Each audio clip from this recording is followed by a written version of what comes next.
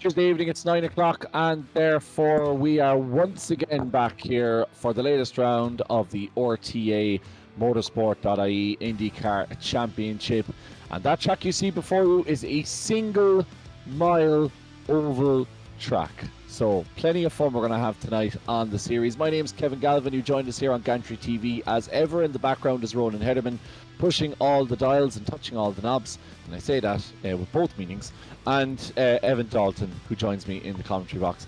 Evan, first of all, it's been an interesting championship. Dylan McClemon's taking a big step towards the title last week, but we were originally supposed to be in Daytona, and now we find ourselves in the mile-long Phoenix Speedway. Not even a speedway, just an oval track. It's going to be carnage tonight, right? It could be.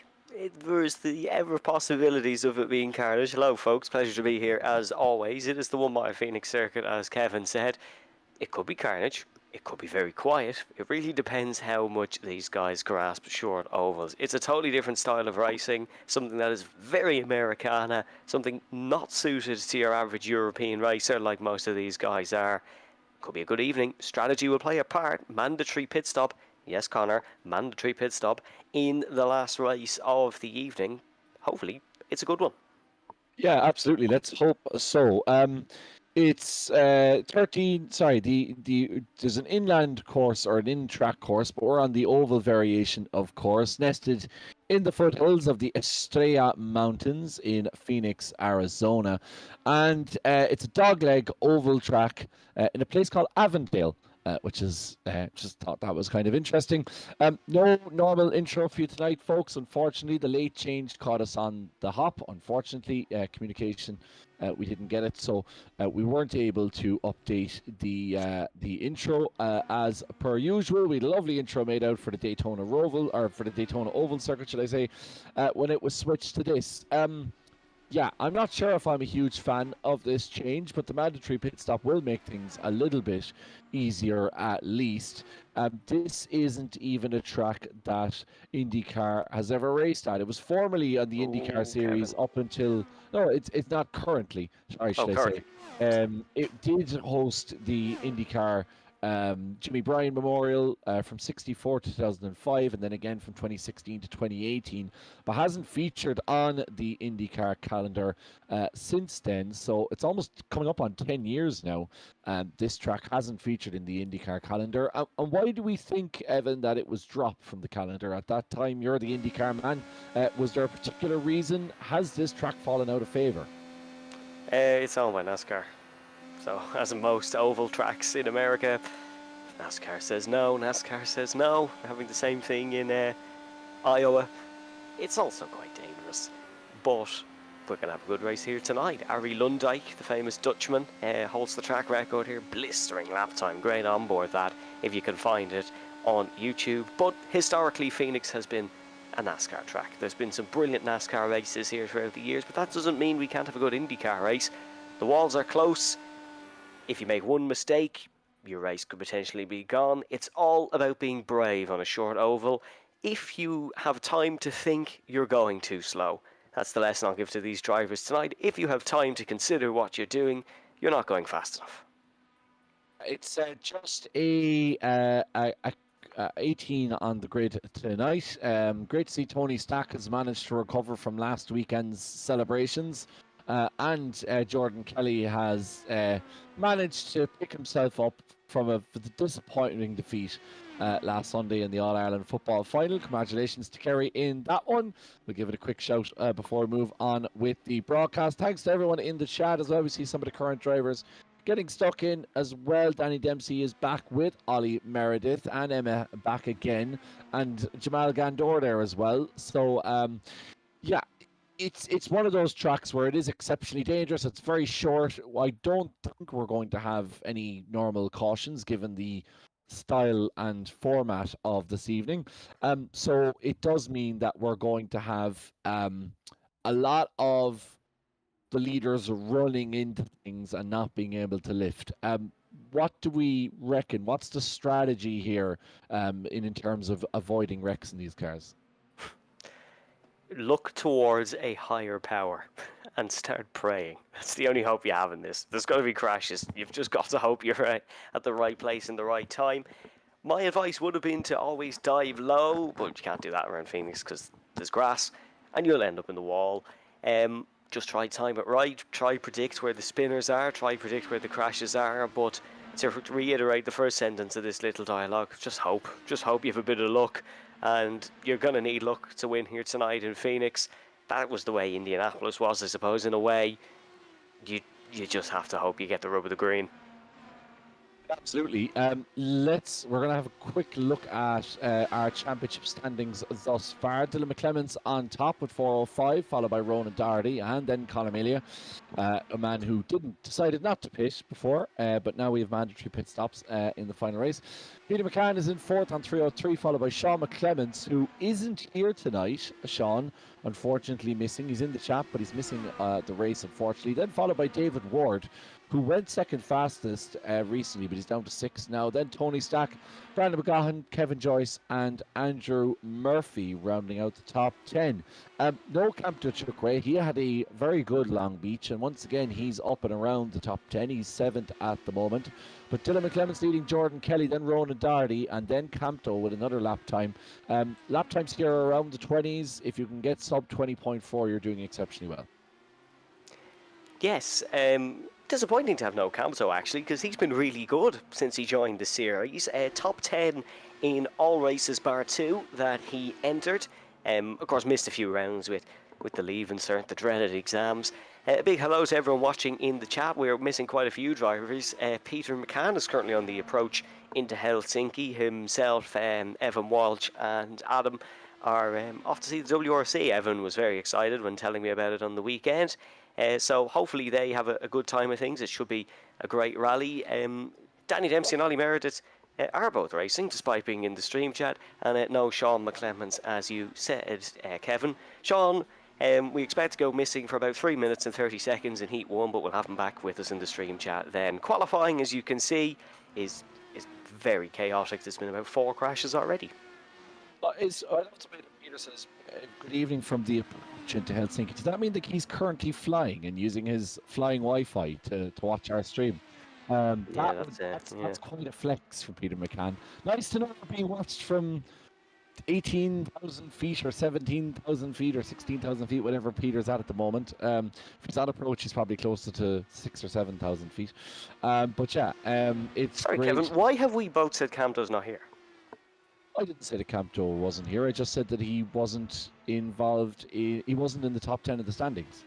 Oh, I was tuned out. Right, sorry about that. Yeah. Campto is definitely okay. here. Yeah, no, Campto is here. And hoping to improve his lot in the standings. Dylan McClements is here, though, our championship leader, and he's gone fastest again, 20.470. I said if you can go sub 20.4, you're doing exceptionally well. The track will get rubber in, and it will become faster as we go along in this qualifying session.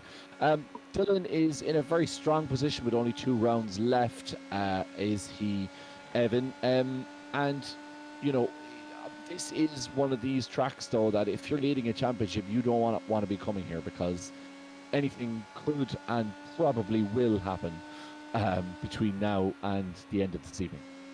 No, you don't want to be coming here as the championship leader.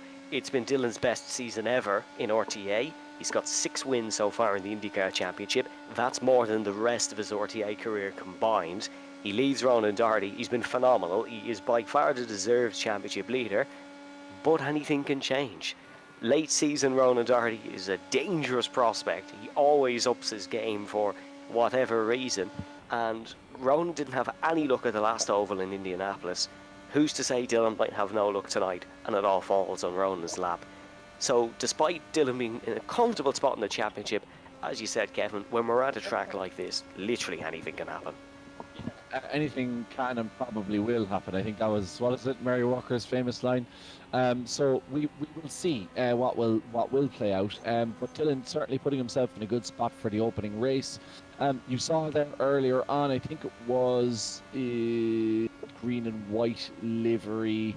I'm sure you can jump in. Andrew Murphy, probably, I'd say it was, that approached the scene of an accident and tried to shoot the gap and couldn't quite make it. It being not a solo qualifying here makes it very interesting.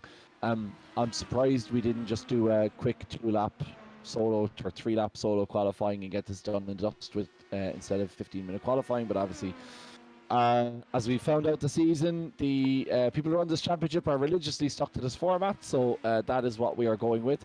And we will give you that format, with race 1 being a 10-minute affair with grid set by this 15-minute qualifying. Then race 2 is a 15-minute race, grid set by the results of race 1. And then the final race, 20 minutes with the top 8 swapping round from race 2. Drive-throughs at 15, DQ at 20. If you're having 20x on this kind of track, you're well out of this race, well before it starts. But am I right in saying, do we have any fast repairs in this championship? Yes, I believe we do. I think or did someone have one in Mid Ohio? I don't want to be official verification. That Ron Hederman might be able to tell us something different. We don't. Yeah, so load of waffle from me as per usual. We don't have fast repairs. Yeah, it remains to be seen, because if, I'm more thinking from the feature race point of view, because over 20 minutes, the likelihood is that you probably will get into an accident. But if you do... Oh, no. Thanks, Joel. Appreciate that. That was a horror crash as well, my word. Give me the perfect example there. Is Jamal Gondor.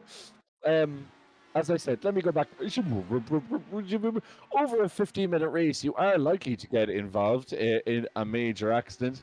And that had me thinking, as we see Jamal Gondor go around the corner here, I'm sure everything will go exceptionally well for him. Not. So, yeah, it is, that's likely to happen. And that is also likely to happen when other people are on track. Jamal got lucky not taking anybody else out. But if you... Yes, I think we said Ronan Hederman over the edge here. He's just lost it in the background. If you do get involved in an accident... Oh, no, who's that? That's Andrew Murphy, is it, upside down? Sorry to jump in, Kevin, but you remember Ronan Lad a few seasons ago where by Heat 3, me and Kevin had just lost the will to live with the accidents. I fear to say it might happen this evening.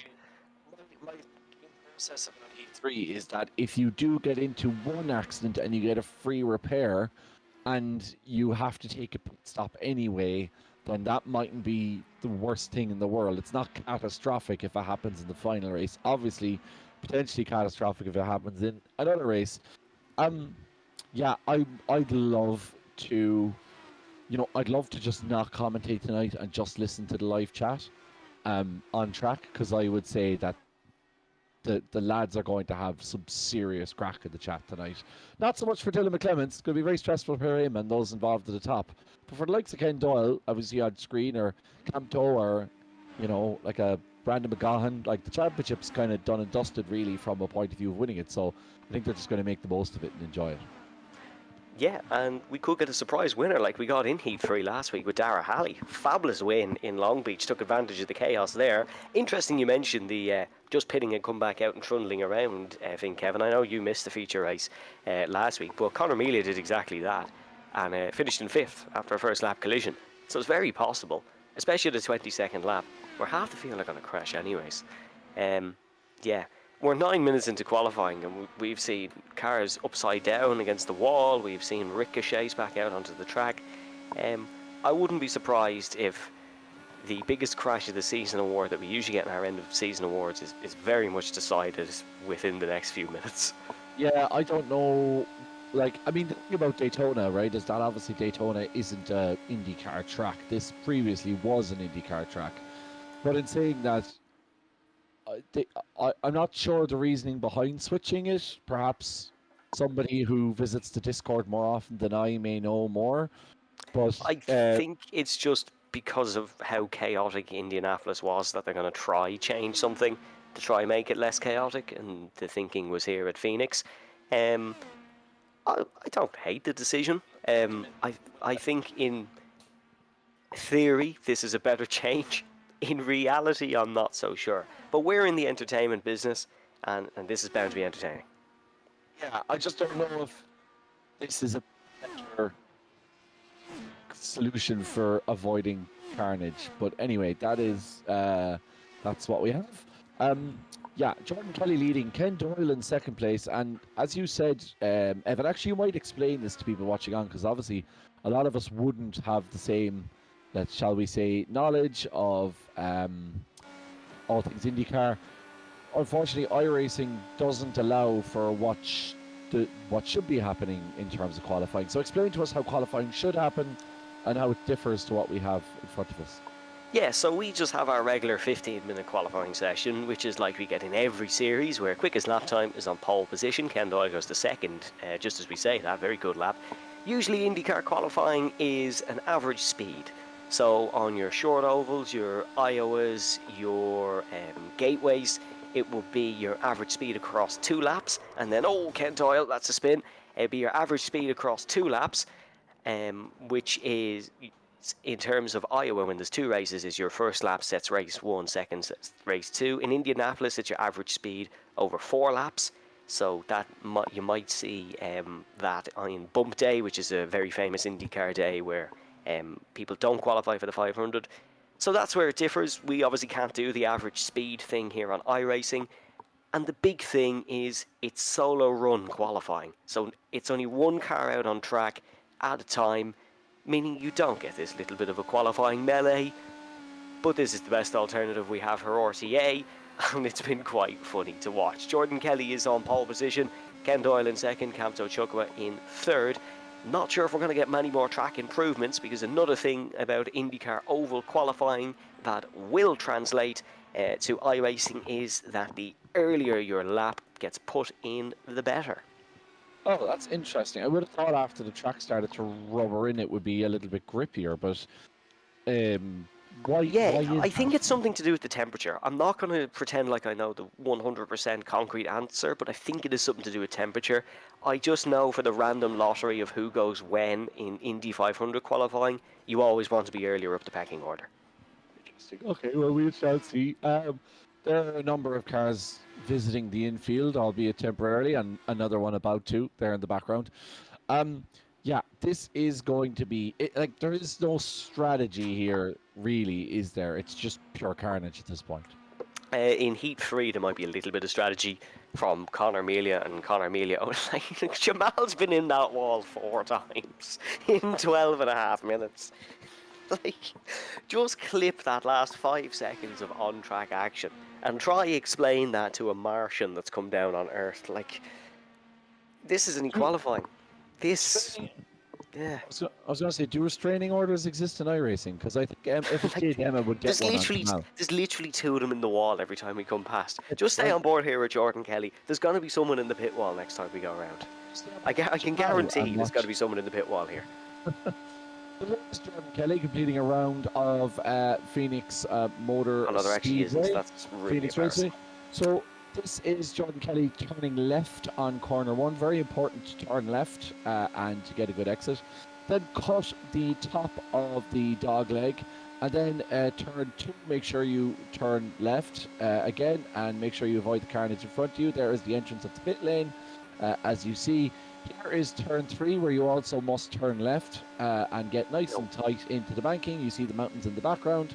And then once again, finish off your lap by cutting the dog leg and making a left turn here to cross the line. Describing that lap felt a bit like, and this is a meme that probably not everybody will get, but if the words fish in a rice cake mean anything to you, then you'll know exactly what I mean when I'm talking about what this lap feels like. So yeah, Jordan Kelly seems to be the best at turning left, which is a bit of a turn for the books. And have a look at Dylan McClements down in 7th position. He was on pole position not so long ago. So despite the fact that you would say that the track would get slower, Jordan Kelly's gone 20.1, which has beaten some of the earlier times by almost half a second. Absolutely. Dylan's just jumped up to 4th as well, so he's kind of saved his qualifying a little bit.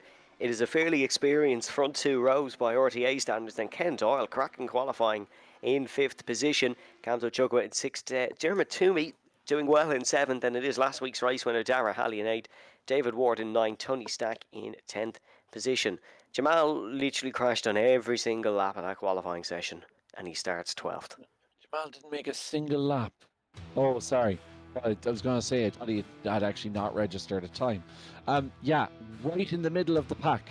And Emma is a good bit back, but that certainly doesn't mean that the two of them won't crash. I do not condone gambling by any stretch of the imagination, but it has to be the safest bet of all time that those two are crashing into each other tonight. Yeah, I mean, it's just. I think fate just, sometimes fate just, yeah.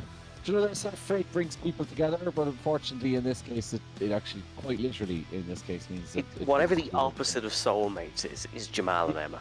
Yeah, exactly. Yeah. Right. So that's our qualifying results. As you can see on the screen in front of you, only 19 runners, so we get it all in the one big go. DDR in third and fourth. Dylan McClements improved there late on, Evan. That'll be a big help to him going from seventh up to fourth, you would imagine. Yes, it will be. Let's run you through the full results then for race number one, or starting order for race number one. Jordan Kelly, Conor Elia, Ronan Hardy, Dylan McClements, Ken Doyle, and then it's Camto Chukwuma, Dermot Toomey, Dara Halley, David Ward, Tony Stack, Brandon McGohan. Then it is Jamal Gandor in 12th position on the 6th row of the grid. Then it is Gary Corcoran, Andrew Murphy, Kevin Joyce, Danny Dempsey, Emma Dempsey, Phil Upson, and Ollie Meredith in 19th. Kevin, I was just thinking, and I feel like we're more like the hecklers from the Muppets tonight than commentators. Yeah, it definitely has a sense of the two old fellas sat up there in the gantry watching things go ahead. Oh, gantry TV. Yeah, I know. I mean, yep. That was intentional. Statler and Wolf. It's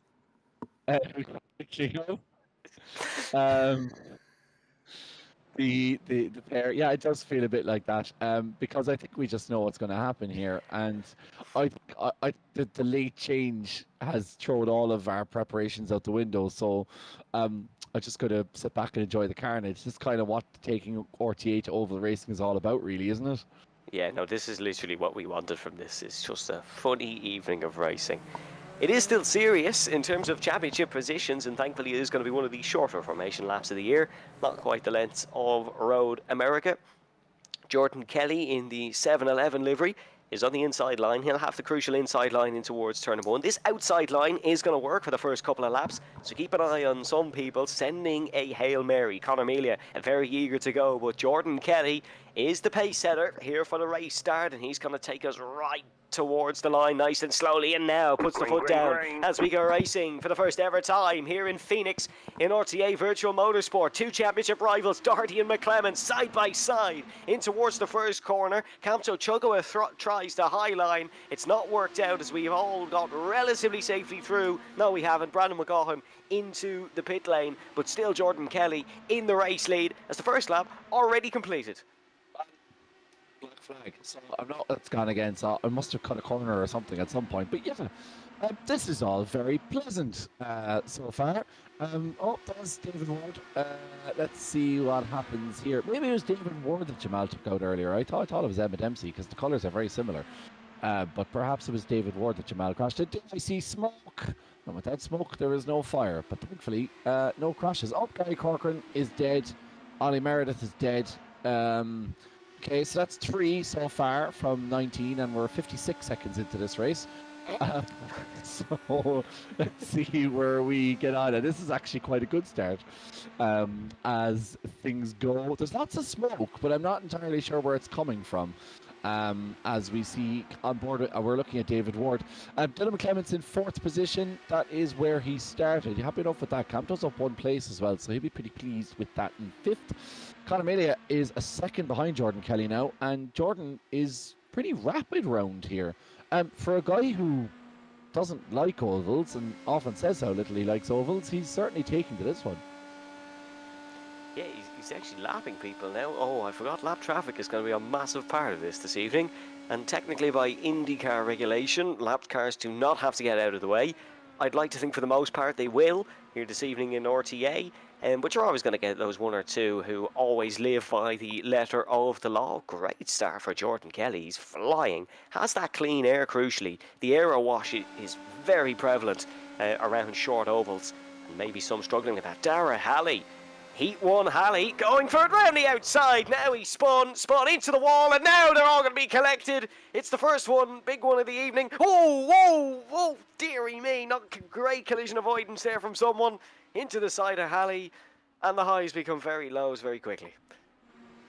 Yeah, that is essentially. Let me just pause for a quick reaction to that incident.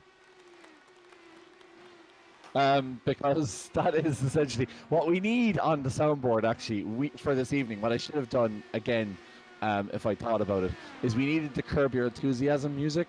So the minute we see a crash, we could just play boom, boom, boom.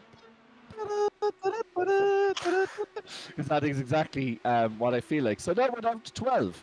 2 minutes 54. Let's see how many survive by the time we get to 10 minutes. It's like the first game with the Squid Games, this. They're all dropping out very quickly.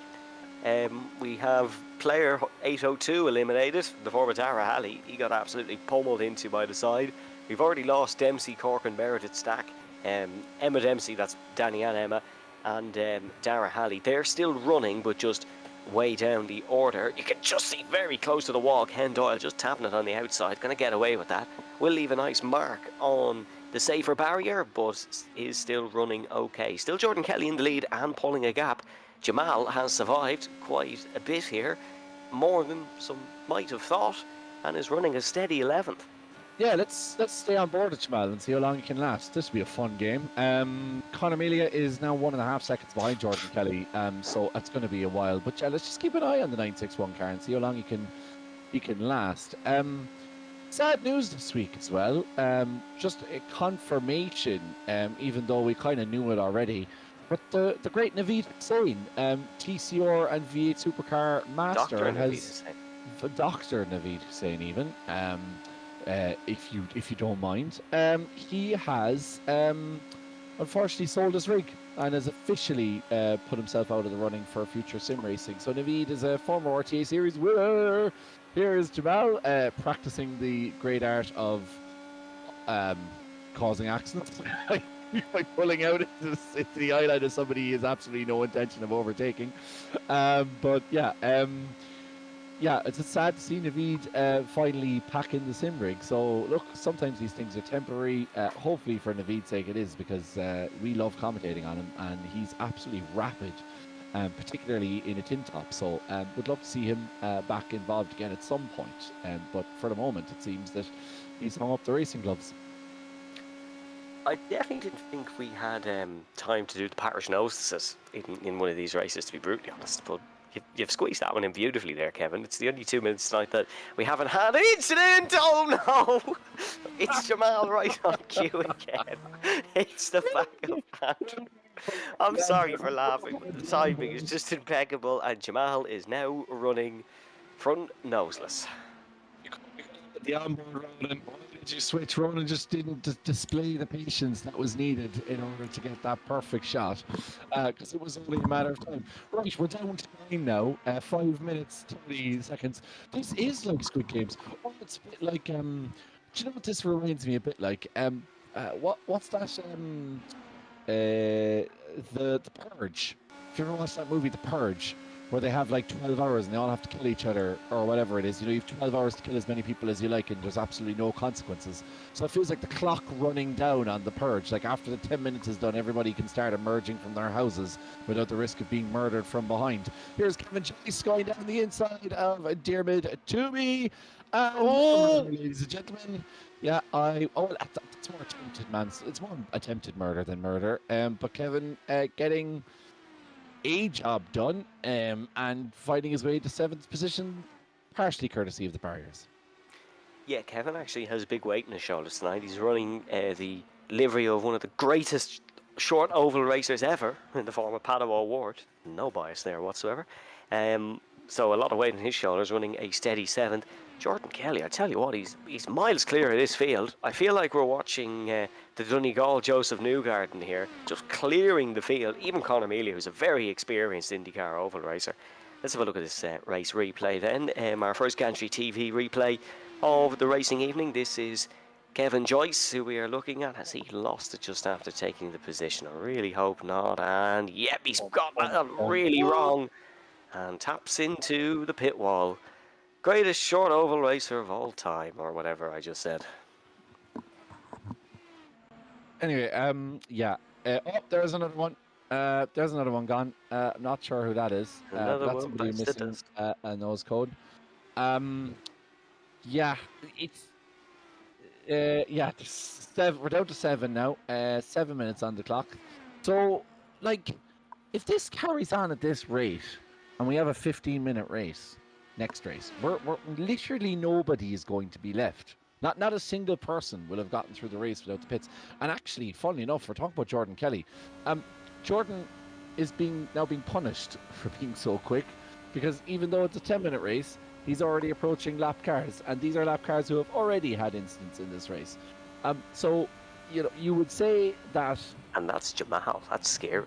it is Jamal, and you would say that lap cars would get out of the way, but Jamal is previous for this earlier on the season for not exactly making it easier for the leaders. So you just to see what happens here. This is a horrible situation to be in, because Jamal is 1 minute giving Jordan the clean air through the corner, and then the next second dumping a load of aero wash over the front wing. Now he's gone to the high side and just let Jordan through. So good racing there from Jamal. He did get out of the way fairly quickly.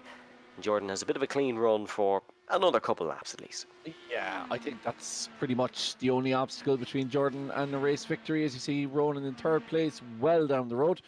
Now Conor Melia and himself have to navigate the Lebanese man. Is that a slight touch on the barrier on the right front from Nolan Barney? I'm not entirely sure, but they're certainly using all of the track here, as you have to do. Some smoke being puffed up there, not sure exactly why.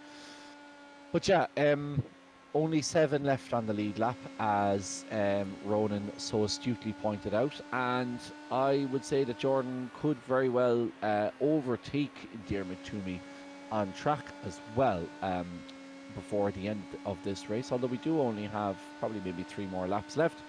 But yeah, not carnage in the way that we perhaps expected, but sort of a slow burning carnage over the course of this first race.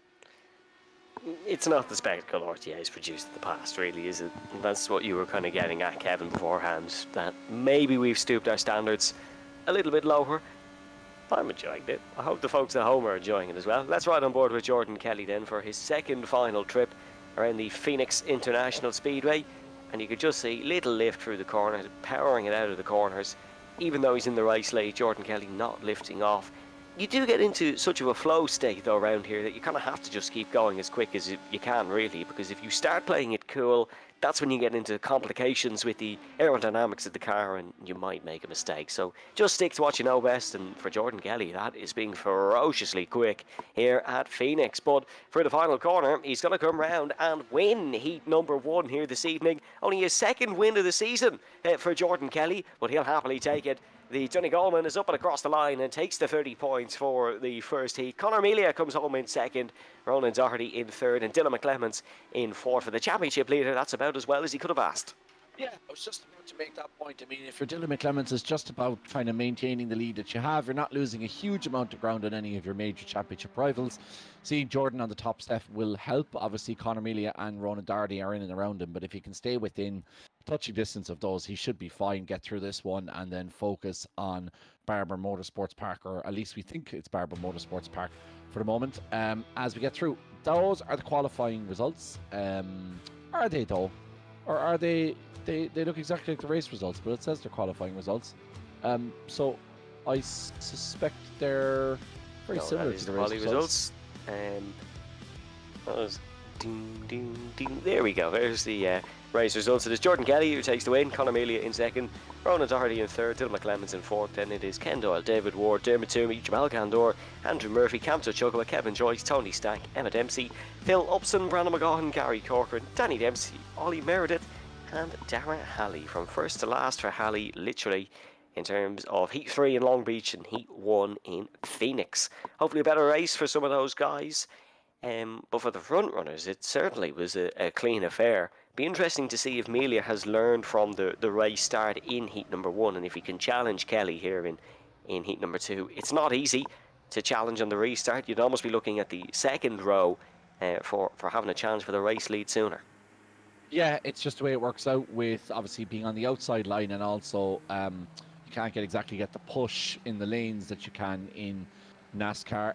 Dara Halley, I suspect, spent more time behind the safety car than he did actually racing in the last race, so he'll be hoping to turn his fortunes around. However, starting at the back of this grid, you'd want to have your wits about you. I just want to make a quick note. Can we get to one of the cars on the outside? Potentially just an onboard with maybe Conor Melia or somebody like that.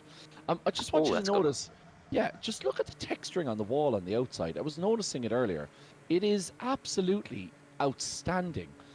Oh, getting nice and close, is he? And Oh, all. Just give us an extra thanks, little bit Dylan. of a look. Is Dylan McClemens. But if you look like all of the kind of like even some of the scratches and the previous contact and that show up, it's just really nice. Those little kind of dents taken out of the wall. I noticed it when we were on board with Jordan Kelly earlier Green on as we flag, get green going. Sorry flag. for the second race this evening. Jordan Kelly leading us out and again getting the jump on Conor Melia.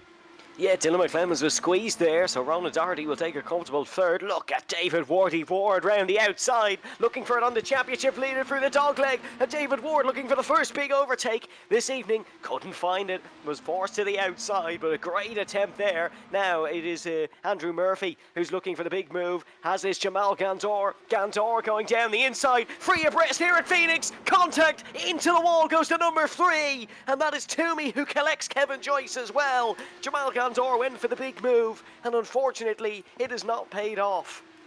Yeah, Jamal, I know, I'm not even going to make the joke I was going to make. It involves a certain date in September 2001, but he's certainly channeling his certain side of him on the racetrack, and I don't think there was, in a month of Sundays was that move on, but we'd have to go back and have a look at it. But obviously netcode eventually was the deciding factor, but I think even without netcode it would have happened. And not only does that take out I'm not sure who it was he was trying to even overtake in the first place, but it takes out another 4 or 5 others who arrived on the scene of the accident. And that's the thing, like if you make a move, Jamal's still going in 9th. I don't know how, but if you make moves, aggressive moves on the track, Here we go again. Oh, that one's clean though. That's a lovely move from Jamal Gandor. Except that Andrew's in the barrier, so borderline. I'm not entirely sure. We'd have to have another look at that. But that's 2 accidents caused by the 961 car thus far. Yeah, he's changed that 6 to a 1, and you kind of have my thoughts on some of the moves that have been going on. Yeah, let's have a look at this from another angle. This is the move on Andrew Murphy, I believe, is it? I think it is. Yeah, this is the second move. Oh, Andrew hit the outside barrier, opened up the opportunity for Jamal, who. No, that's clean. Jamal? No, that's fair enough. That's fair enough from Jamal Gandor. Not sure about the first one, but the second one definitely clean from Jamal. As we see Dara Halley, unfortunately, again involved in incidents. Not sure what happened there. He was up to 13th, so he had made a few places based off that earlier accident, but unfortunately, whether that is cause or effect remains to be seen. Where are we now? 2 minutes 38, and we down to 12. All right, saying down to 12. 12 on the lead lap. 2 minutes 45 past. Yes, and Emma Dempsey looking to attack Andrew Murphy. Dempsey's been quite good in the IndyCar at times this season. Had certainly a good showing in the season opener in Road America. Wasn't bad on the opening oval either. Got a 6th place in heat number 3, so that was a great result for Emma Dempsey. Got 5th actually in heat number 2, so Emma was flying on the super speedway. Not super speedway, the long oval. I don't think Indianapolis is actually a super speedway. Some NASCAR fan somewhere would give out to me for that one. And now Emma Dempsey looking for the move on the admin Andrew Murphy down the inside, and that is going to be very close, and Murphy just about hangs on to it. Very, very, very lucky not to hit the safer barrier on the outside, and done well to hang on to that one. Emma Dempsey still keeps on the inside line, heads towards the apron, and is into 10th position. Yeah, maybe Emma washed up the track. I'm not entirely sure what exactly happened there. It looked like she had the inside line and then washed up a little bit, but Andrew did well to hold on to it. Ironic that these barriers are called safer, given the fact that they make accidents 100 million times worse in iRacing.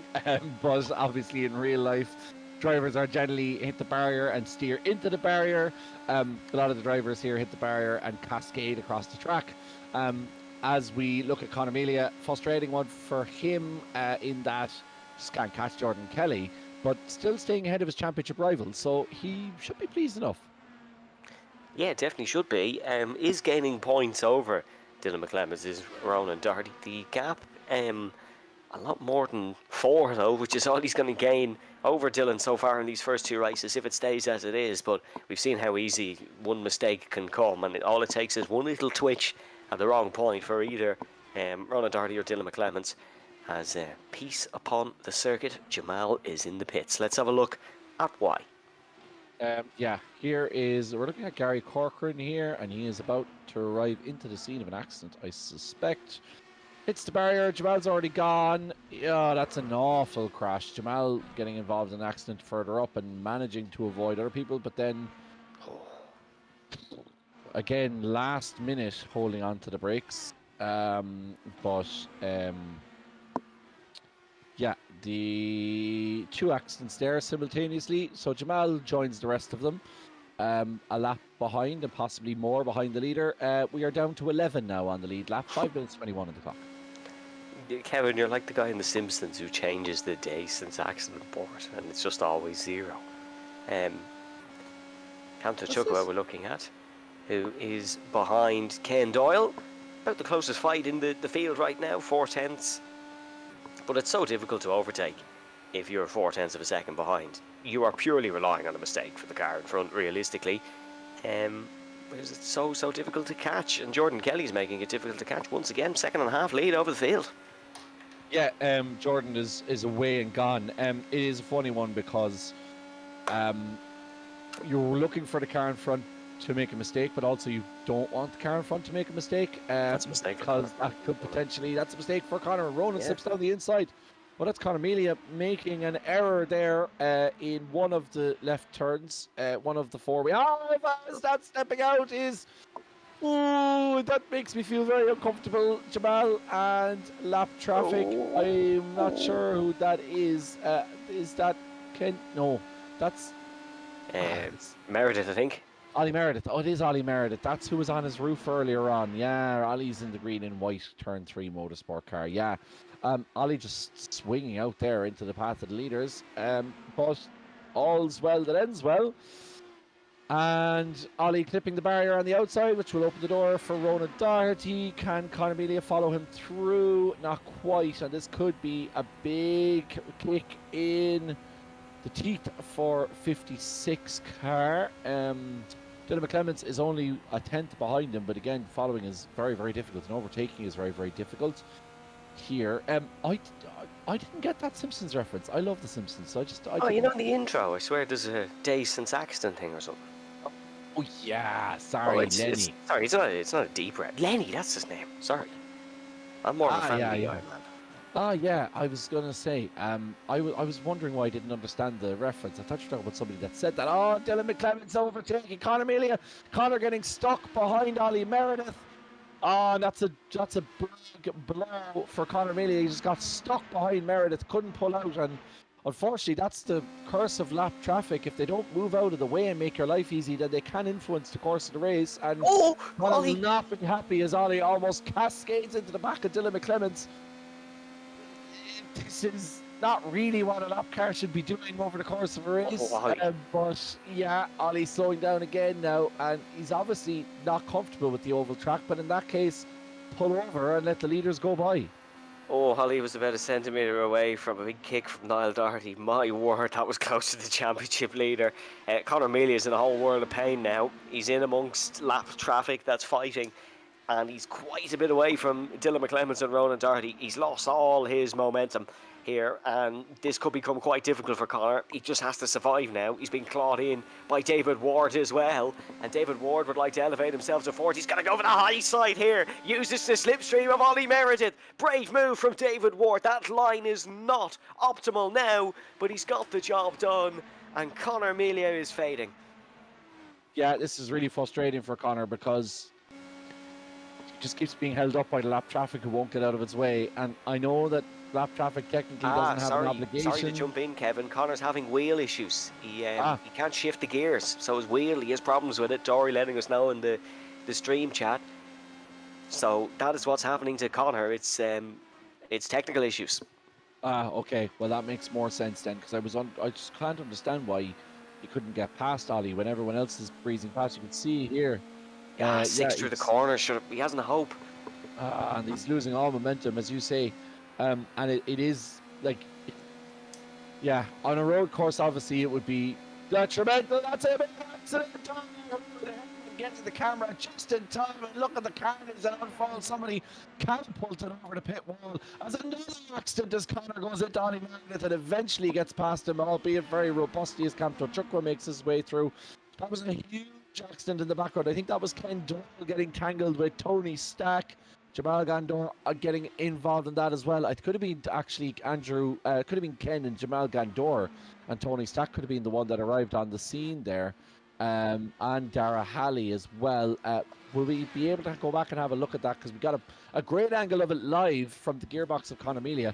But let's have a look exactly what happened between those cars. We're coming into the pit straight here at Phoenix. Here is Jamal Gandor. He has his car on the inside. He's Connemara on the inside. And that's just Jamal, in fairness. And again. Oh, no. Oh, Jamal. That's not even really Jamal's fault. He's just pummeled someone over the pit wall. Very, very bad crash. Thankfully, this is a simulator, so none of this is real, but that is a horror accident. Not the first time Connemara has had this sort of bad luck this year in racing. Lost the gears in Mondello in a Formula V race a month or so ago. Did manage to get the podium on that time, but not going to get it here. Yeah, I don't know, Evan, like, in that situation, if you're Jamal, do you hold the brakes or not? Because, like, you're that supposed time, to, I don't think we can really blame Jamal. He was way out of control. No, I'm not saying we can, but I wonder, like, on an oval, because I don't race ovals, so, like, if you're involved in an accident, are you supposed to hold the brakes, or are you just supposed to get down to some extent, get out but of the way as soon as possible? At points, you are just so out of control, you can't do anything about it. I think that was one of them. It was just wrong place at the wrong time. Jamal does seem to be flicking back across the track a lot quicker than others are, though. I'm not sure if that's just due to the nature of the accidents he's had. I don't have an expert opinion on that one, but certainly it's not his first rodeo into the barrier tonight this evening. No, and it's not. I'm just interested because obviously that was the, like, if you hold the brakes, you probably do avoid sending the other guys into the pit wall, but obviously then you're parked in the middle of the track, so there's kind of no. And obviously you should always kind of hold your brakes, shouldn't you? Yeah, that would be what I would do in an endurance race or in a GT race. But yeah, just an unfortunate one, and obviously the original accident absolutely nothing to do with Jamal. Just got absolutely steamrolled by Dara Halley there in the background, so he didn't get much of a chance there. Obviously a lot of these guys are not used to running ovals, and I think it shows, to be fair, and I don't mean that in a kind of a smarmy way, or to be kind of sarcastic or kind of making fun of these guys, because it isn't easy. Absolutely not easy at all. But I do you think that people are starting to learn? Like, is it, because obviously when you run ovals, we were talking the last time about Indy and about swapping lanes and swapping across lanes, and kind of, Indy, when you run ovals, there's always a certain expected body language behavior that you kind of show around the cars that are around you, so that they know what you're doing. I don't know, do you get a sense that stuff is being picked up at all as we get through these accidents, or? Well, by the front runners, certainly. By Kelly, Doherty, McLevins, David Ward, although he came here with a lot of oval experience, as did Connemara. Certainly, it's being picked up there. They're absolutely flying and getting through the lap traffic perfectly. For the back markers, you're always going to have those struggles. For those who maybe don't put as much practice in on the Monday, or just aren't as interested in the ovals, like, fair play to them all for turning up, because there's a lot of drivers who aren't here tonight who would be regular RTA runners. Obviously, Peter and Evan and all that are on holidays. It's a totally different thing. It's a bad time of year for sim racing anyways, but if you're not willing to learn, you'll never learn. And I think we do have a little case of that. Those who are willing to learn, the likes of Emma Dempsey, Phil Upson, look, they're reaping the rewards, getting a great result here. Yeah, let's talk about Emma here in fourth. We talked about her earlier on. She's managed to avoid any accidents. She's still on the lead lap. She's in seventh position. She's had a really good run in this, I think it's fair to say, and just running her laps and staying out of trouble. And that's obviously easier said than done. You can get caught up and stuff, but also you can make your own luck. And in fairness to Emma, she's been running really consistently, just driving within herself, which I think is really, as a back marker in any series, that's what you have to do. I mean, there's no point in trying to be a hero because you're never going to be as fast as the likes of the Kellys and the Dohertys and the McClemens. But if you can drive within yourself and stay out of trouble and stay relatively consistent, you do have a great shot for that B championship, which of course we haven't looked at as we head into the final lap here with Jordan Kelly. It looks like it's going to be a double here for the Donegal man. Been a disappointing weekend for Jim McGuinness's side, but Kelly is certainly living up to his number one billing this evening at Phoenix. Kelly's winning races. No, it doesn't have the same ring to it, does it? But Jordan has been absolutely flying tonight. 8 seconds ahead of Ronan Doherty. There's literally been no stopping him. Heat 3 might have a different answer when he has to cut through the guts of 7 cars, but Jordan Kelly is back on fire, and this is the sort of driver that we came to love. Jordan Kelly takes the second heat win of the evening, ahead of Ronan Doherty in second, and Dylan McClemens in third. Dylan performing exceptionally well to keep the gap as big as possible in the championship, but Ronan gaining those few points on him. David Ward going to come home in fourth. Great result for David, his best result since his podium in Indianapolis. Conor Mealy will come home in fifth. With the gear problems he had, that is exceptional, and he comes home 0.2 of a second ahead of Camto Chukwueze in 6th. Emma Dempsey, great result for Emma, comes home in 7th. Phil Upson in 8th, and it is Andrew Murphy and Danny Dempsey coming home in 9th and 10th. For Danny, who doesn't have a lot of experience in anything other than a go-kart, especially an IndyCar on ovals, that is a fabulous result. I know he was a certain amount of laps down, but look at the names he's in front of. Full classification then, it is Kelly, Doherty, McClemens, Ward, Millia, Chukwueze, Dempsey, Upton, Murphy, Dempsey, and it is Joyce, Halley, Doyle, Meredith, Stack, Corcoran, Gandor, McGahan and Toomey. Kevin, I'm going to let you speak to Jordan Kelly because then I'll speak to Ronan Doherty and we'll change things up for once. And it's nice to speak to a man who knows a thing or two about an All-Ireland defeat. Unfortunately, both of our counties at either end of the country disappointing, but Jordan, disappointing certainly doesn't apply to your race this evening. Both races this evening, you're flying it. So Jordan, yeah, it's a big change from last week. Anyways. Yeah, I can hear you. Can you hear me? I think there's a slight delay. But go ahead, Jordan. Hear me now? Yeah, it's going a lot better than last week's was going, anyways. But it's one of these tracks where I knew quality was important, so I made sure to not get into crashes and have low fuel at the end to get a lap in. So it paid off. So can't complain too much. I'll just ask you one more because the delay makes it a bit more difficult. I might need it. Is there an anxiety racing in ovals when you're first place and you're coming up some of the lap traffic?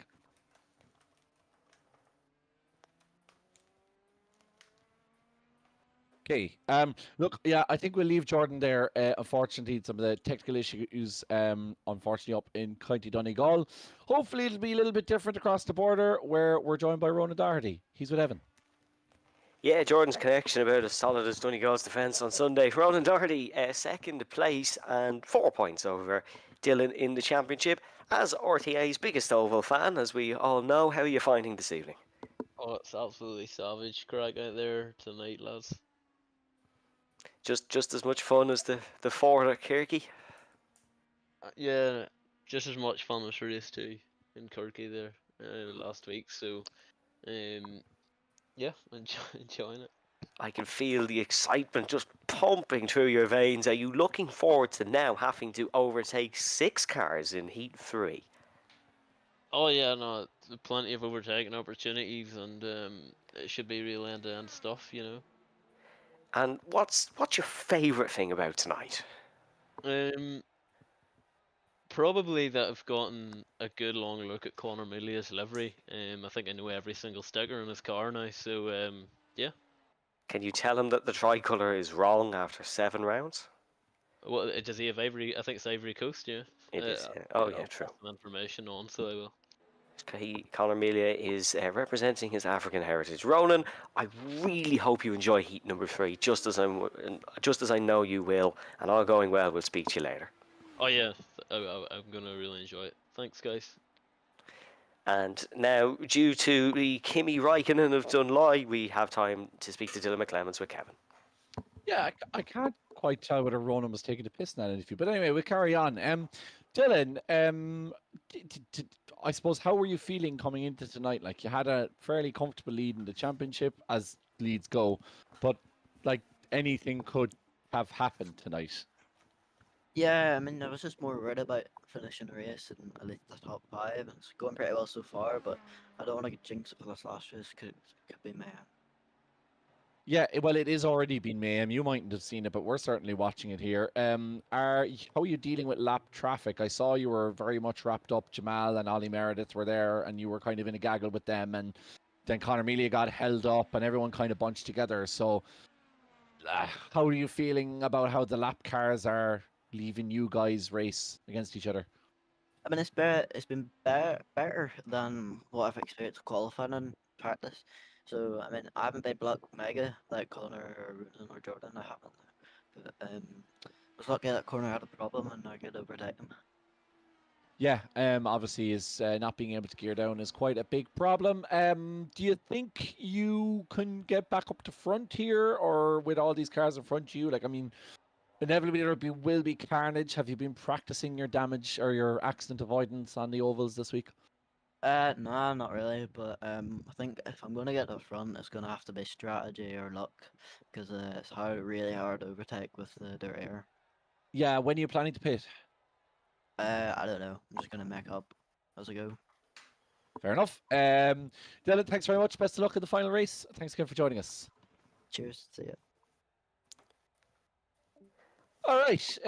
Yeah, so those are the thoughts of 3 very different interviews. I still can't figure out whether Ronan was taking the mickey or not. Oh no, he 100% was. He hates ovals with a burning passion.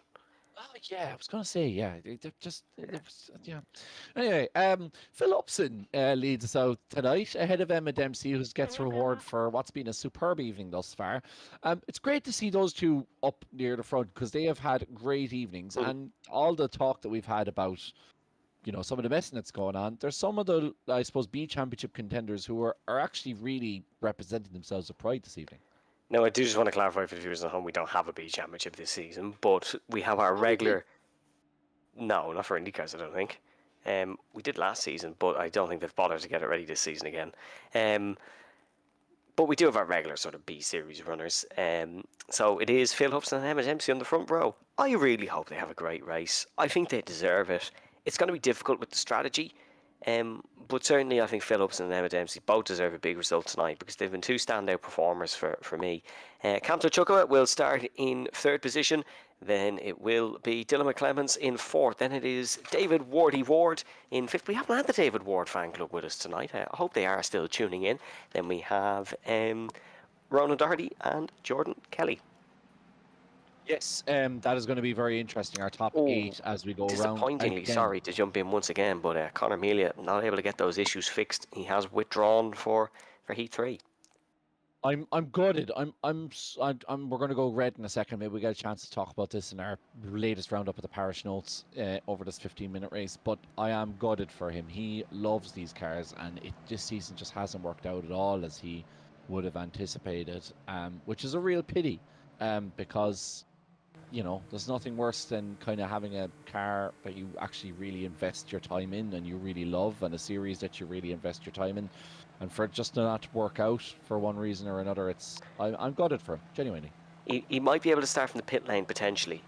He is on the timing screen, so we'll see how it goes. As now, early start for Dylan McClemens, but we go racing here at Phoenix for the final time. Great start, Andrew Murphy on the inside of Ronan Doherty, who has to keep the middle lane to not clip Jordan Kelly. Kelly's wing's gone. Jordan Kelly's rear wing is gone, and he has picked up damage. And there's Jamal Gandor clipping someone else again, and round they go. It's Ken Doyle. It's a brilliant start for the championship leader, Dylan McClements. He's up to third position, but Kamto Chukwa leads. Heat number 3 at Phoenix. Here comes Dylan McClements. Could throw down the inside of Emma Dempsey. Stuff of champions, well and truly. Keeps it on the inside line, but Emma Dempsey holds it round the outside. David Ward looking to get involved as well. Is McClements eventually going to be able to pull the move off? Of course he is. He's 6 wins this season for a reason. Oh, that was exceptionally tight between Emma Dempsey and David Ward. Emma closing the door there, but Dylan very lucky. He's in second position at the moment. He's doing fantastically well, but very lucky. Phil Upson, unfortunately, finding his way going backwards, having started on pole.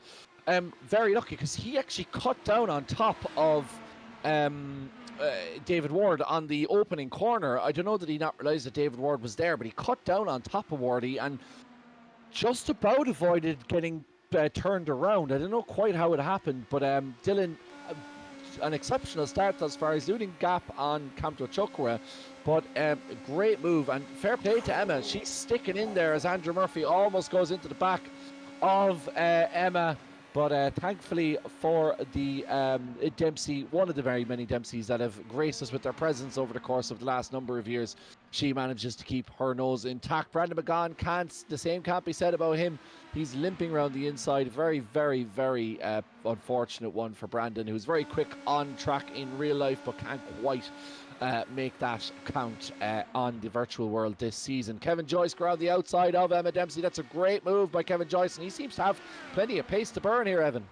He does. He's looking for the outside line on Andrew Murphy now. A little bit of nudging. We have BTCC racing on an IndyCar oval. Who would have guessed it? And now Kevin Joyce swaps to the inside, sells Andrew Murphy a dream, and he's got the job done down the inside. We're having some cracking racing finally here in Phoenix. It's what the track and what the series deserves. Ollie Meredith looking for the move on Gary Corkin. This is 2 Irish racing drivers with very differing experiences, battling it out on the circuit. That's the beauty of sim racing. There's someone in the wall again. That's another thing that happens in sim racing. Let's have a look at the NTTV replay. In real life, not quite as often. Here's Kevin Joyce very aggressively overtaking thus far. There's Jamal down the inside. They managed to clear Jamal. Kevin has Andrew Murphy down the outside. Andrew clips him. And again for good measure.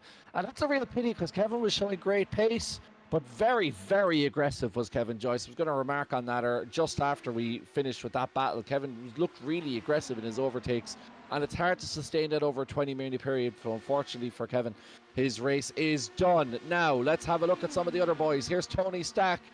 Off the back of what's been a fantastic weekend in the Kingdom, can he make it another victory in a national encounter? Let's see if Tony can make it happen in the number 18 Team Whiskey Stars. All over the back of Ollie Meredith. Ollie's done quite well for himself given how difficult he's found it on this track thus far. He's got that one wrong though, and that allows Tony Stack to overtake him down the inside, and Ollie just can't get the power down when he needs to. He's struggling with the balance here and not finding that exit speed on the corners as the two of them battle away, and behind them is Diarmuid Toomey waiting in the wings. So we have 9 of the starting 19 are currently on the lead lap. Jamal Gandor is down a lap already, 3 minutes and 50 seconds in, as Diarmuid Toomey rounds off the last of the leaders. Kamto Chukwa, by the way, pulling away from Dylan McClements. Dylan in second at the moment is in a great position because he's David Ward behind him, and he also has Ronan Doherty out of the picture.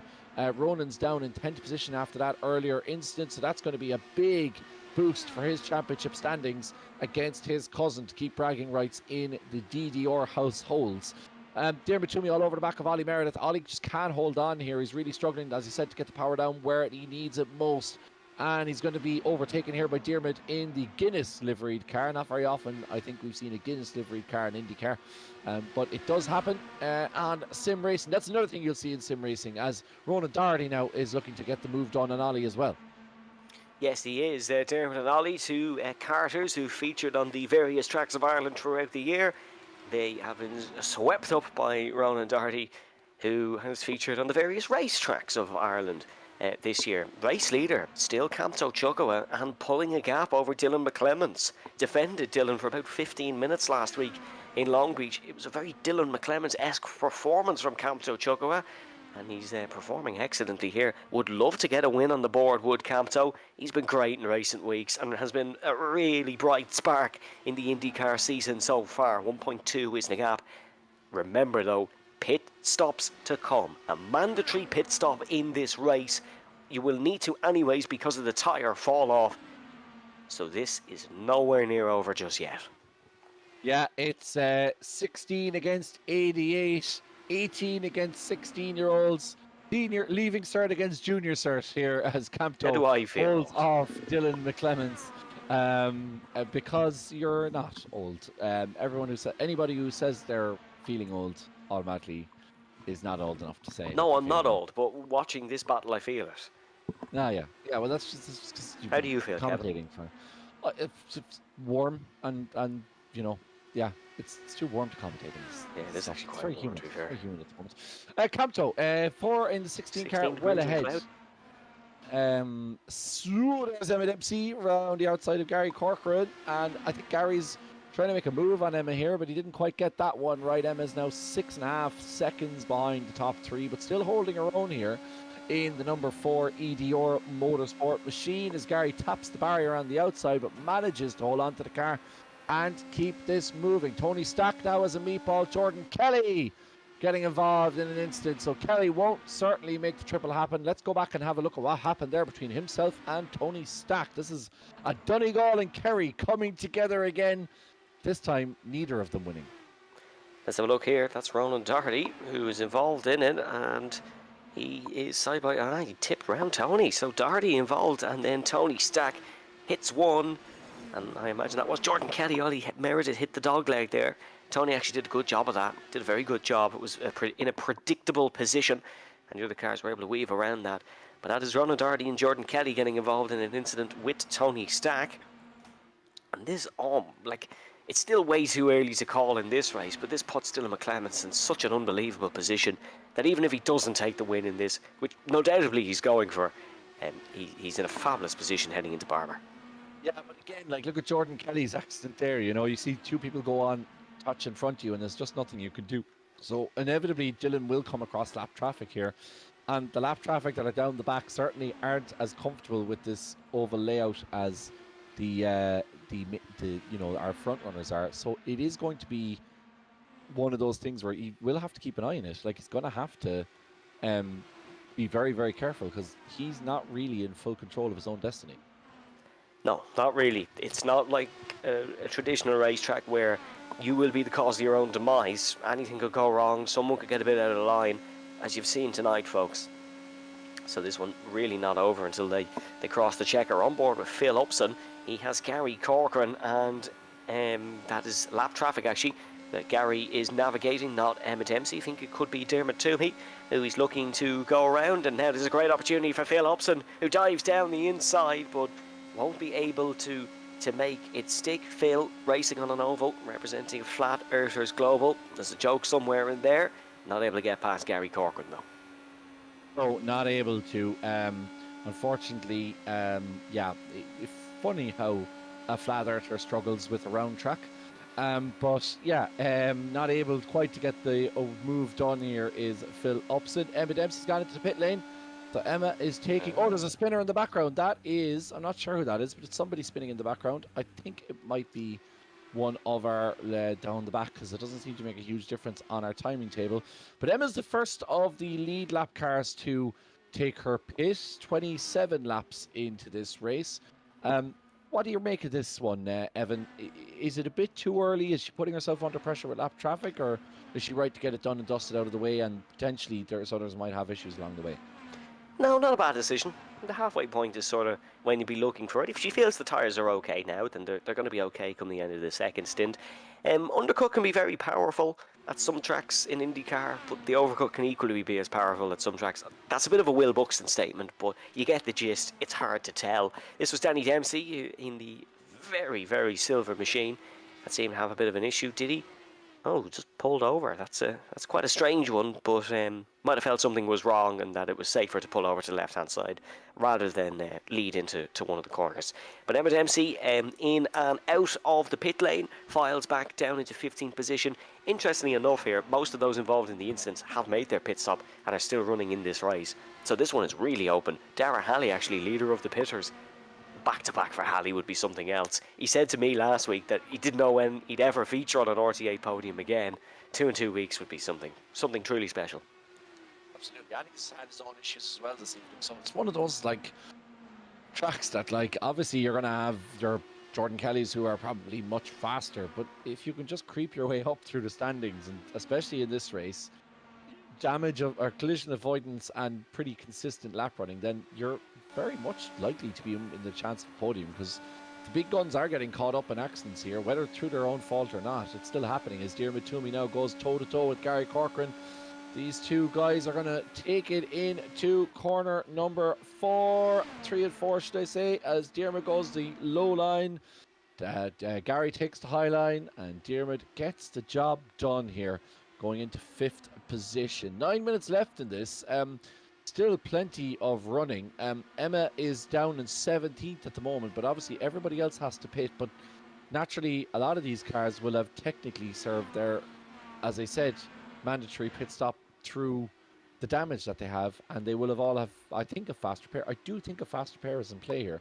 So the likes of Jordan Kelly, that accident just means that he has to pit slightly earlier than maybe he would have otherwise. So things are a little bit closer, I think, than the timing table suggests.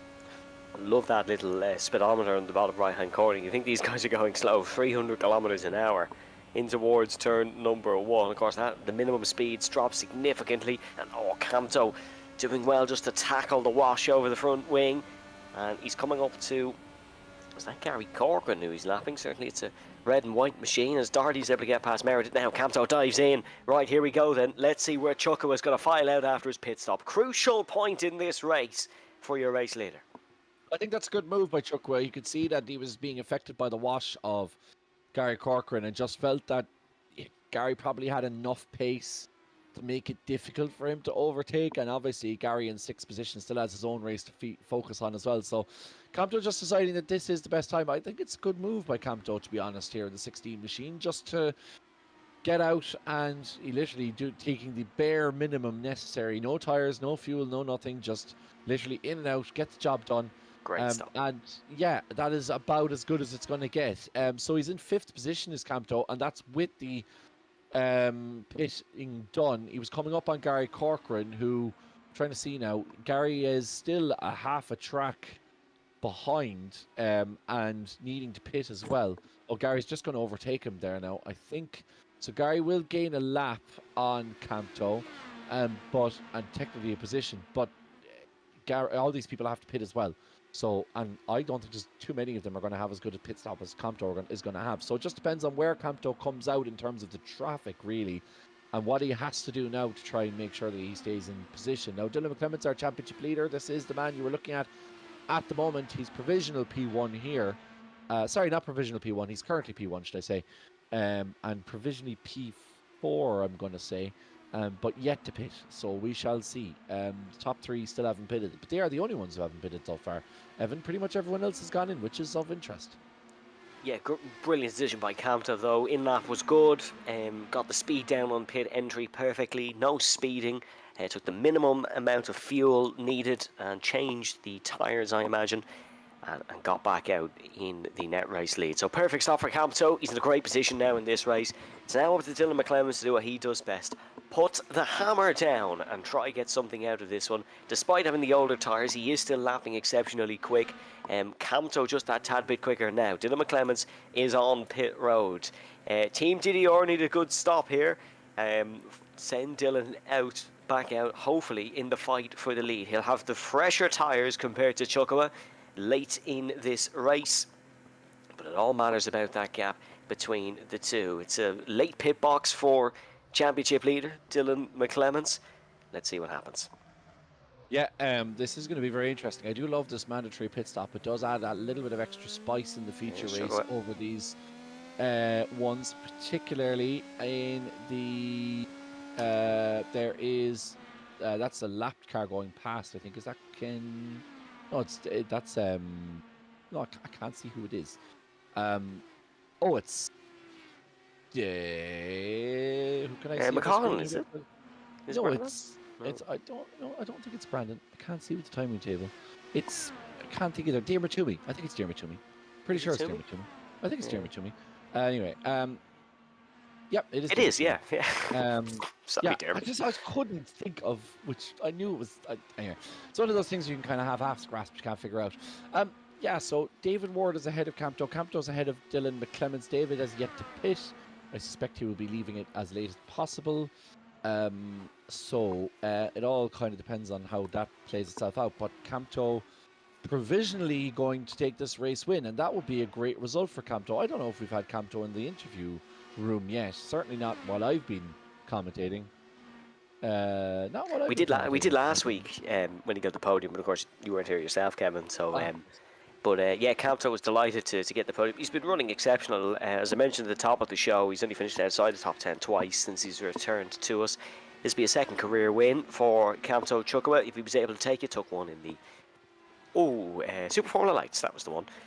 But Dylan McClements is the driver behind him, and Dylan McClements is clawing in on him.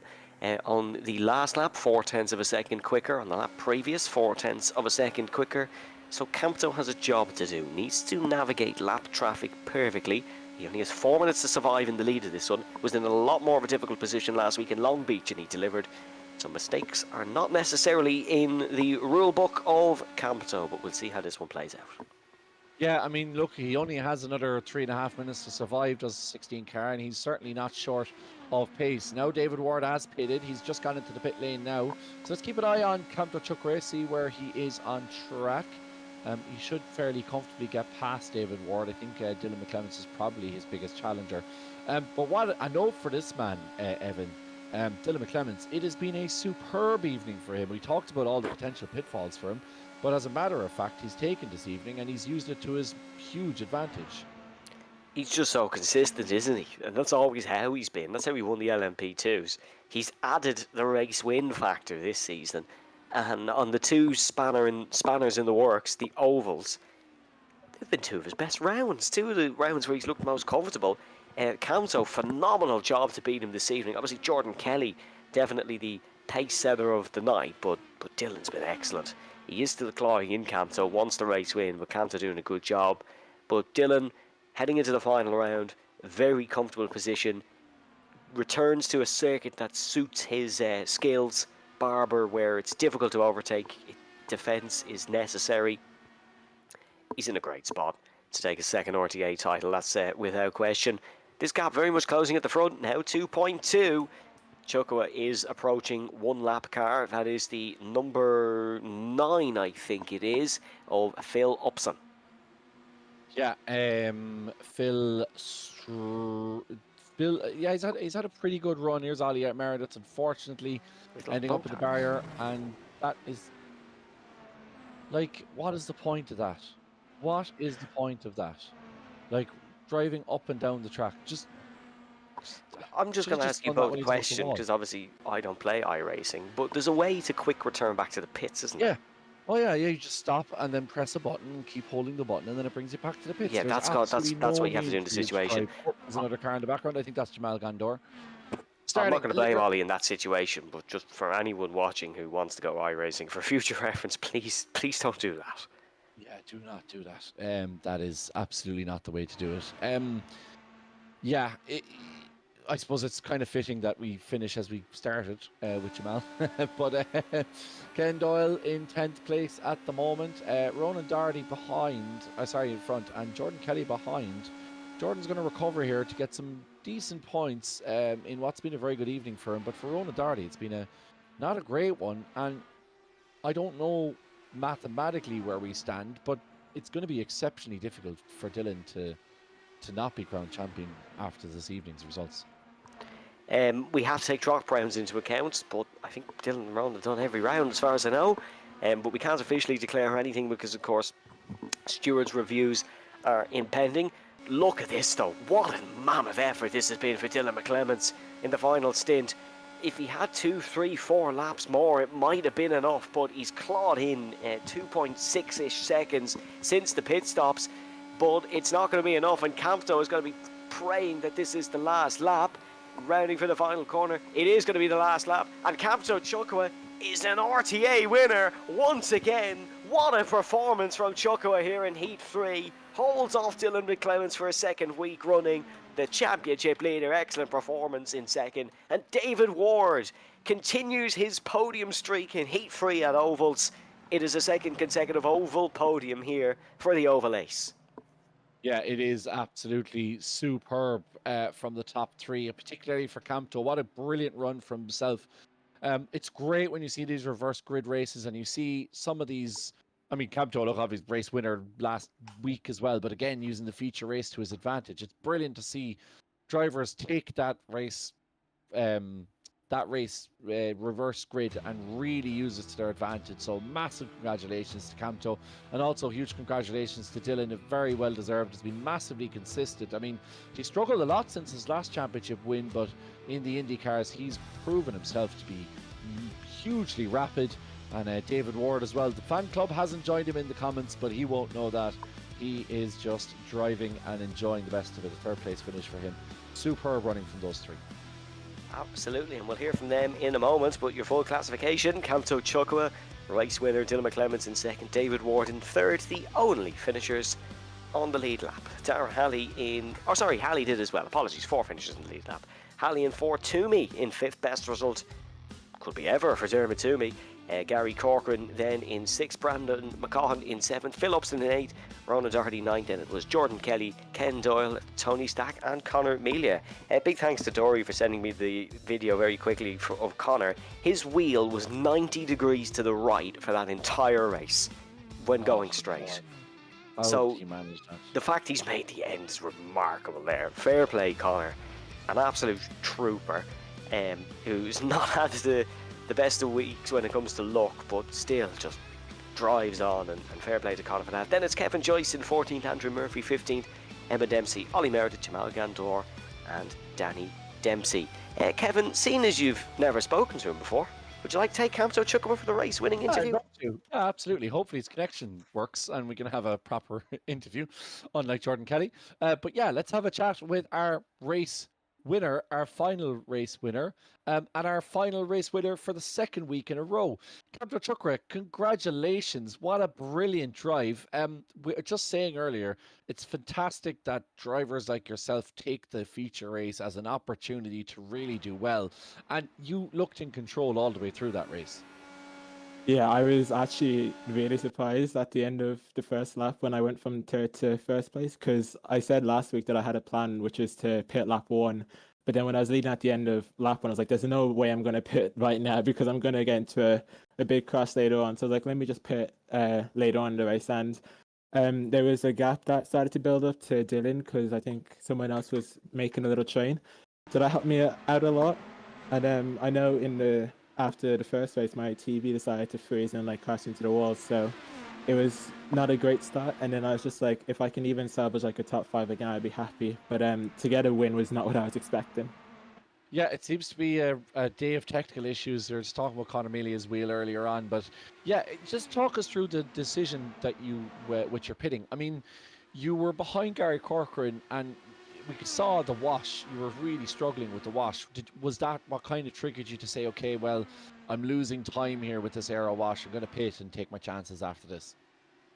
No, not really. It was more so because when I overtook, I think Kevin or someone else, they ended up slowing Dylan down, and then the gap went from I think 1.3 to I think 2.5. So I decided that was the time to pit, because I know when I pit I was going to be more than a lap down, 5 seconds back. So I thought if I can just pit now, at least we'll save a bit of time, because I had nearly a 2-second gap by that point. So I decided that was a lap to pit, and I was just mainly focused on not getting a slowdown, or not a penalty in the pit lane. So when I saw the gap, I was like, that's the time to pit, because he was stuck behind even after I pitted. So that's why it went from nearly 3 seconds to nearly 4 seconds after that. So I got lucky with the back markers there. Well, I mean, it's timed perfectly, and unfortunately, we haven't seen you feature in the top of the standings, but you always seem to be in around the top 5, 6, 7 in terms of pace. What are your feelings now? Obviously, we're going to the MX5s next season. Will you be running? And I suppose, has the last 2 weeks changed your ambitions maybe for next season? Well, I've not driven MX-5s in over a year, so it'll be a new challenge. But no, I wish I was able to the whole of this season. But obviously the Lehman set was what took away 2 weeks of it, and then the Lehman holiday took another week. So I feel like maybe if I had those, I'd be closer to the top of the standings. But I think maybe even if I get top 10 in this standings with the amount of races I missed, I'll still be really happy. Well, Campto, congratulations again. A very, very well deserved win, and you've won not only the final race, but you've also been crowned our driver of the day this evening. So, Campto, a massive congratulations. Our race 3 winner and driver of RTA Gantry TV driver of the day, Campto Chukra. Best of luck next week. Talk to you soon. Thank you, guys. See ya. It's great to speak to Campto on our, as I said, our driver of the day. Next, we will have Dylan, who's this time joined by Evan Dalton. Dylan, congratulations, second place. I want to start at the very start of that race, though, where once again some cutthroat moves put you in a great position. Was the mindset always just full send from the offset? Not really, but once I saw the corners behind me, I knew I had a pace to overtake. I know, like, if you don't overtake now with the dirty air, it's going to be hard to get past again. That's exactly what you did. You cut through them and got yourself in a great position. You went for the overcut on Campto, pitted late, and had great pace in that last stint. Was that always the plan? Well, not really. I kind of just pit it as soon as I got a bit of traffic, but then I pit it into traffic as well. But I was just seeing what everyone else was doing, and I saw Campto going, and maybe I thought try the overcut, because at that stage, like, I couldn't do the undercut. Bigger picture then, another brilliant week for you on the ovals. Doesn't seem to be any track that you can't master. Heading into the season finale, very comfortable position for you. I know you always take every race the same, but will there be a little bit of an adjust in the mindset knowing that a half decent performance will put it in the bag? I don't know. I have to say, I haven't driven Barber before, and I mean, if my pace is all right there, I'll try get wins and stuff, but I'll not be going for anything too risky just in case.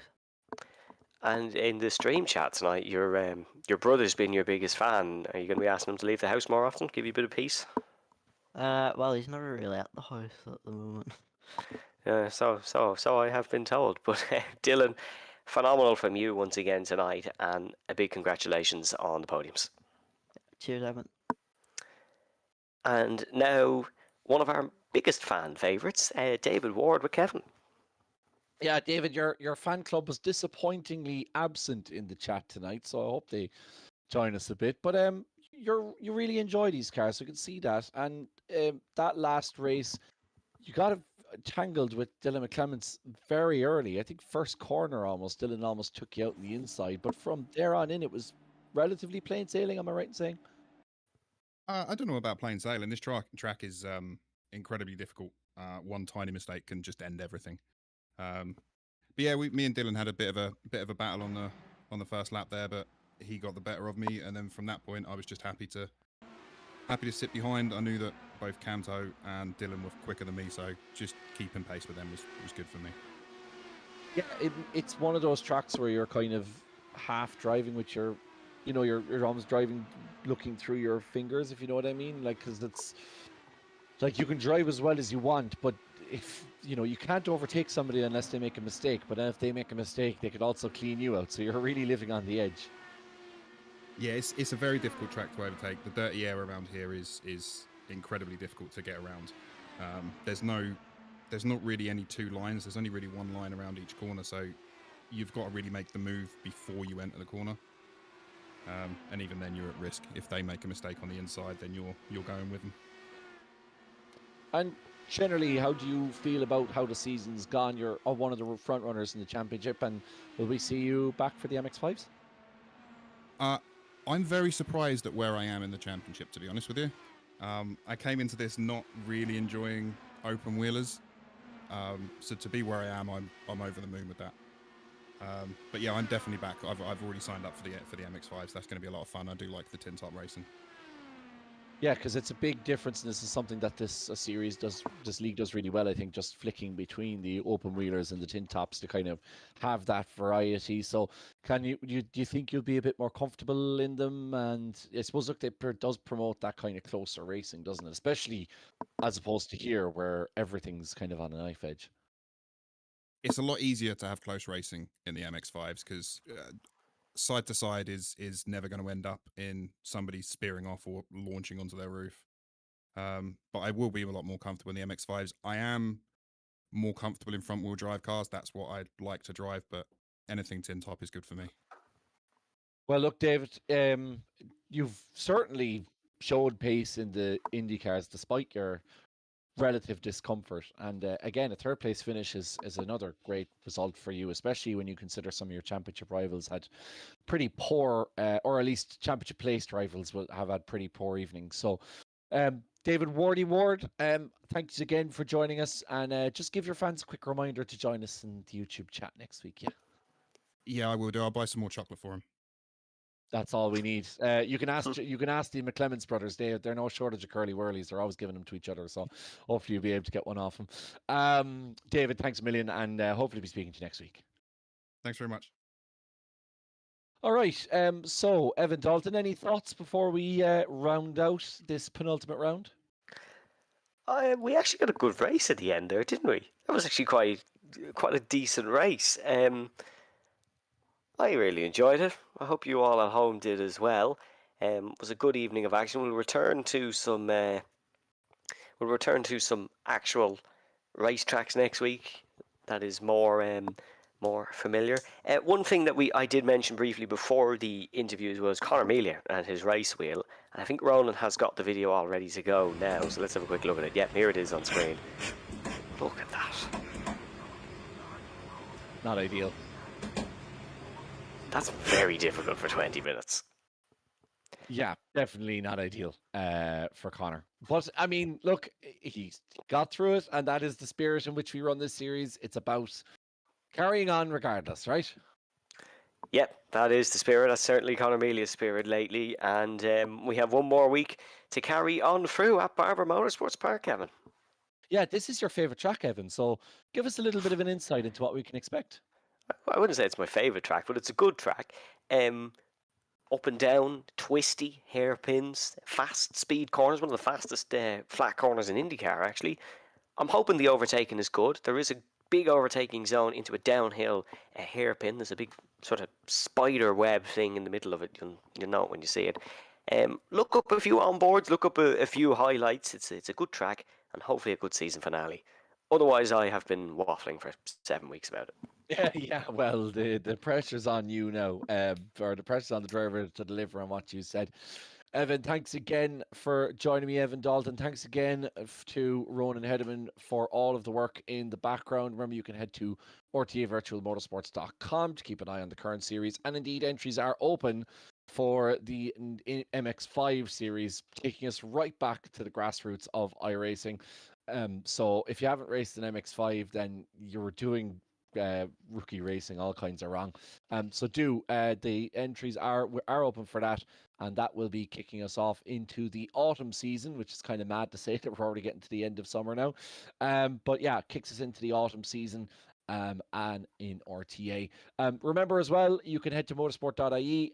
Very up and down weekend for Irish motorsport. Of course, we had the thrilling race win by Alex Dunn taken away by a cruel penalty afterwards, but plenty elsewhere happening. I know Kirkstown happened last weekend, and Evan was there commentating and covering. So plenty there to digest, plenty of these guys involved in that as well, so you can keep an eye on that at motorsport.ie. But until then, thanks again for joining us, and for one final time in the IndyCars, we will head to Barber Motorsports Park for the final round of the RTA Motorsports.ie IndyCar Championship. Until then, have a great week, enjoy the bank holiday weekend, and we will see you on Tuesday night, 9 o'clock, for the season finale. Slán go fóill.